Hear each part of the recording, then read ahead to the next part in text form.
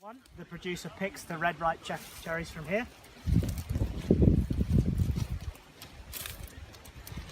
Here's an example. We then take that over here.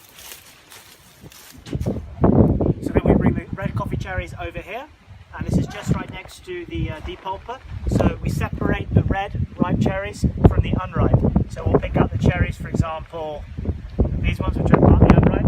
So once the coffee cherries are in here, what we do is we wait until we fill it up to a certain level, and then we're going to turn on the depulper. And what the depulper does is it separates the pulpa, or the pulp, from the seed. So here we have the depulper, which this siphon feeds directly into. Because it's incredibly loud, we decided to turn it off. But basically the coffee comes down here through the depulper. Come over and have a look. And what it does is it removes the cherry or the pulp from the seed. So then what happens after the coffee's depulped is it sits in these fermentation tanks with the honey or the mucilage on it. And then after this tank is full with coffee, they turn on the water, fill it up, and then there's a fermentation process. Once it's been in the fermentation tanks and sat in the water, it's then released. The coffee then comes through here and goes down these channels. And the purpose of these channels is to separate the defective or the lower quality coffee from the higher quality coffee down here. And as you can see, you have some coffee which will float.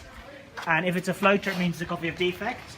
And you have some coffee which will sink.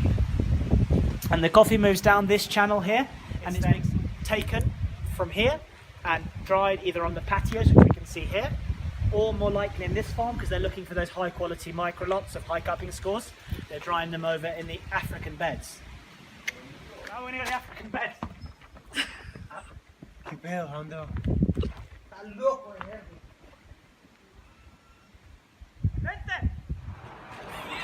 Here we are at the African beds where the coffee's dried.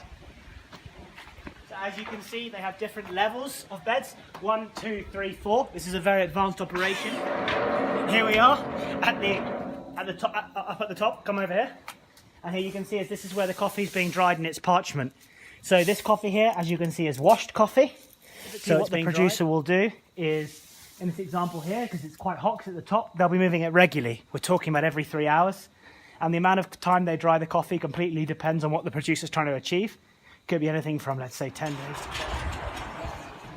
So once the coffee's been dried to a humidity of around 12%, it's then packed up and taken to the dry mill, or the beneficio seco, where it will then sit in parchment for several months prior to exportation. After the coffee's been dried and exported from the mill, it reaches the roaster in green coffee, just like this.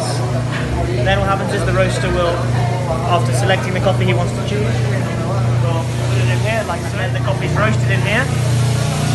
Within a certain time period, comes out here, and then you have the roasted delicious coffee.